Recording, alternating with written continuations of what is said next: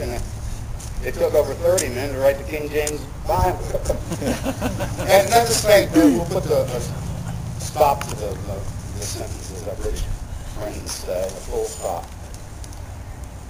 The clear intent of the document handed to Mr. Lee was that the colony should vote to be independent, and that all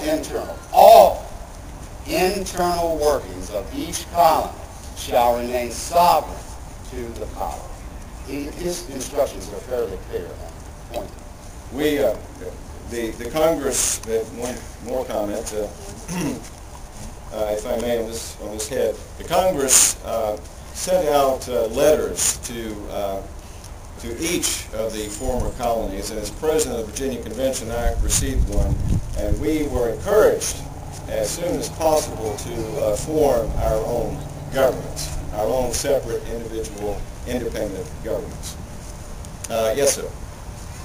If we are to be independent colonies, how shall we go about accommodating and facilitating the transport of goods and services, as indeed will be necessitated by such war, and acquire taxes and benefits to the Commonwealth through that transfer?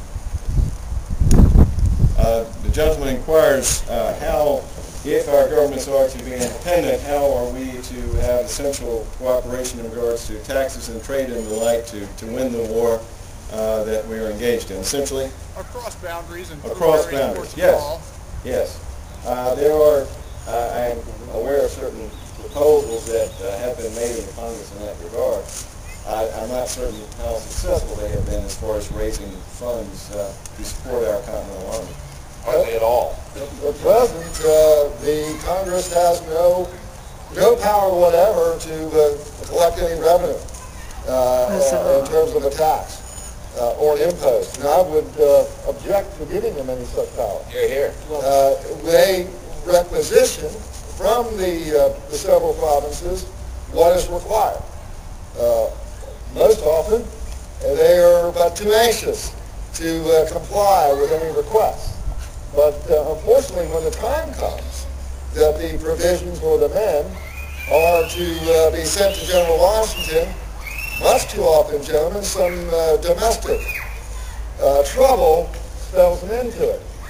My brother, Frank, as you know, has joined me recently, and he has worked tirelessly upon that committee, and he is of the opinion that it may be necessary, gentlemen, I wish your opinions on this, to allow the officers of our Army to requisition what they need when they need it, and offer promissory notes from the Congress to be fulfilled when the provinces see to it. And Mr. Lee, you're exactly right, and it will function thusly. You will never be deprived of what is necessary for your family, your household.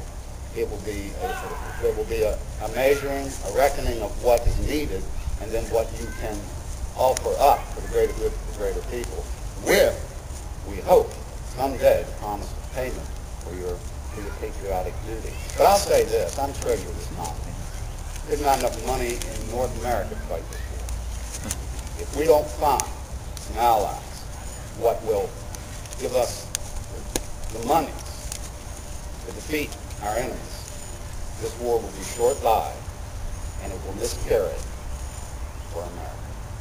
And very simple of this, the French, the Spanish, anyone who we would court for an alliance, yes, it is important that we get their weapons. It would be important that they have their men sent over to use many of those weapons. The greatest thing we can get from any potential ally are chests of money. Now, very often this would be a gift, I assume, because, well, a few £100,000 to tweak the nose of King George, I think most European powers would find that an agreeable bargain. Except Archie, the Dutch. The Dutch will certainly haggle back and forth for some time.